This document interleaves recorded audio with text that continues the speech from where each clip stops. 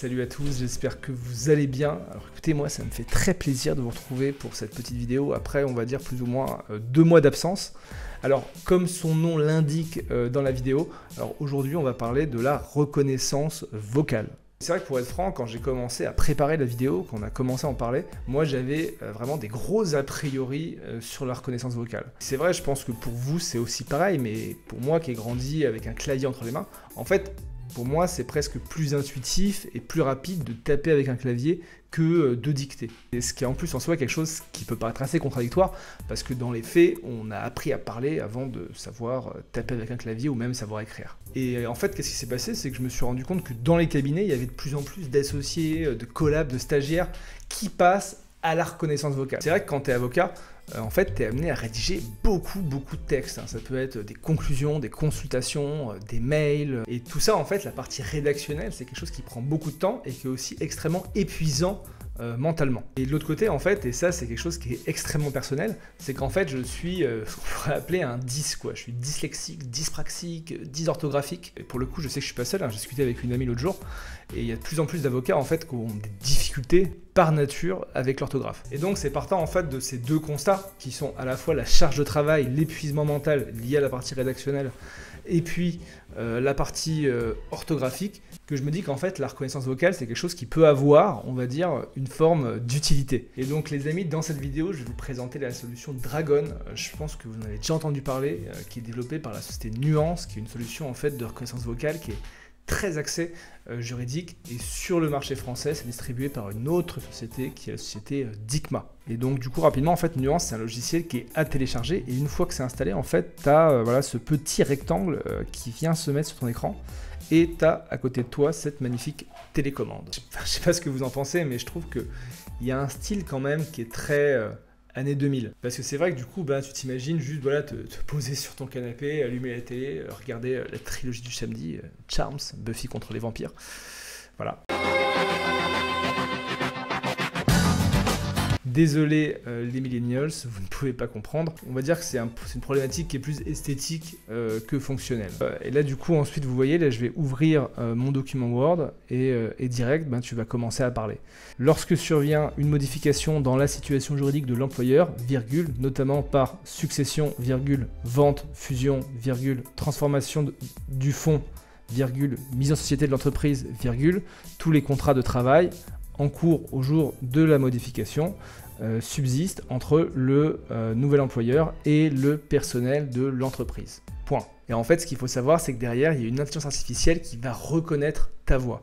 Donc, tu n'as pas forcément à faire beaucoup d'efforts par rapport à ta prononciation. Tu n'es pas forcé de parler lentement et distinctement. Et de la même manière, tu peux faire des des A, des hésitations.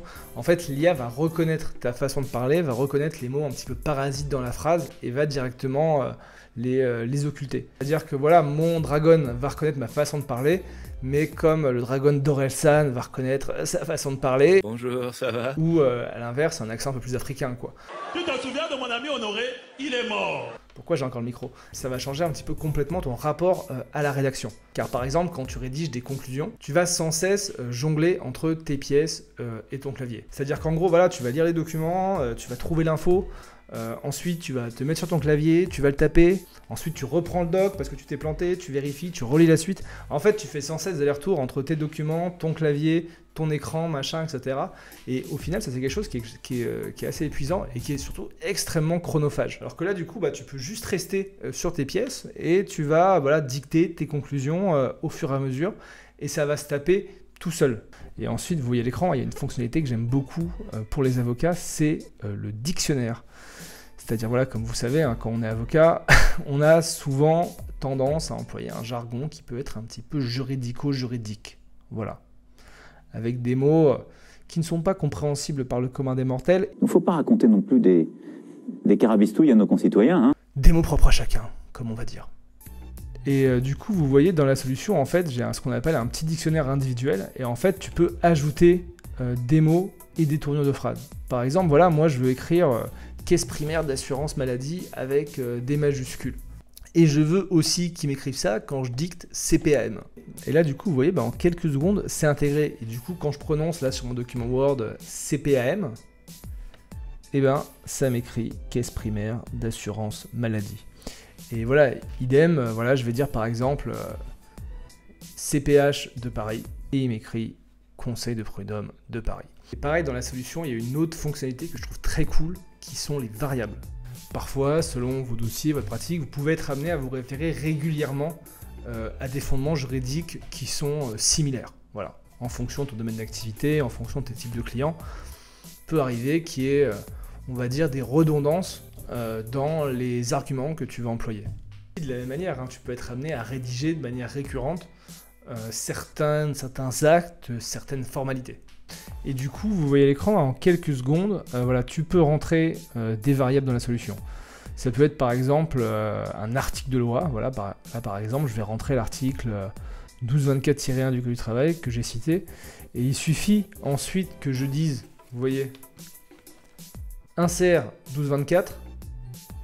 Et là, bim, ça le met directement. Et de la même manière, du coup, je peux mettre voilà, ma signature, un modèle de courrier ou complètement autre chose. Et c'est vrai que par exemple, tu peux imaginer que tu vas faire insert courrier confrère ou insert bordereau de pièces. Par exemple, je pense que pour les bordereaux, il peut y avoir un truc qui est assez intéressant à faire parce que voilà, tu n'as pas à retrouver toutes les pièces, les machins, les trucs, et directement, bim, bim, bim, tu as ton template de bordereau avec tes variables, etc. Et tu as juste toi à balayer tes pièces et puis à les numéroter. Je pense que tu gagnes un petit peu de temps parce que sur ce genre de tâches qui ne sont pas spécialement intéressantes et qui saoulent tout le monde à la fin. En vrai, par rapport à cette solution de reconnaissance vocale, je trouve que le plus dur, c'est vraiment la prise en main et tout ce qui est changement d'habitude. Parce que forcément, c'est pas quelque chose, comme j'ai dit, qui est assez intuitif au début par rapport à tes habitudes. C'est pas quelque chose que tu as eu l'occasion de pratiquer.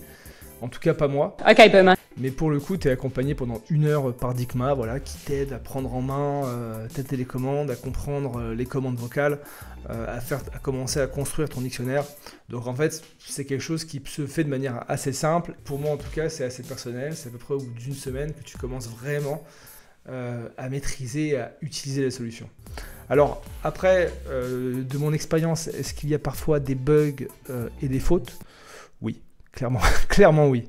Parce que forcément, voilà, ça dépend aussi un petit peu malgré tout de ta prononciation. Est-ce que tu manges tes mots? Est-ce que tu peux parler parfois un petit peu trop vite? Et comme c'est une IA qui est individuelle, elle va vraiment construire son dictionnaire et sa capacité à identifier les mots par rapport à ta façon de parler, par rapport à ton accent, par rapport à ton débit, etc. Enfin, et ensuite, juste, c'est important de savoir quand même, c'est que c'est une solution qui est cloud et dont les serveurs sont hébergés en France.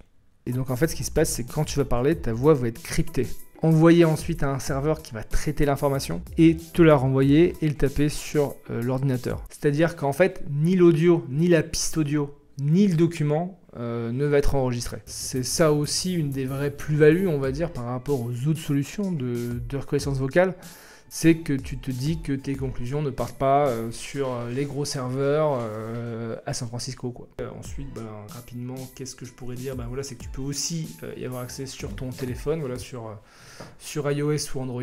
En tout cas, les amis, j'espère que cette vidéo vous a plu. Voilà, si vous avez la moindre question, n'hésitez pas à les poser dans les commentaires. Je vous mettrai en description tout nécessaire pour ensuite tout simplement tester la solution si ça vous intéresse. Et sur ce, je vous souhaite une très bonne journée.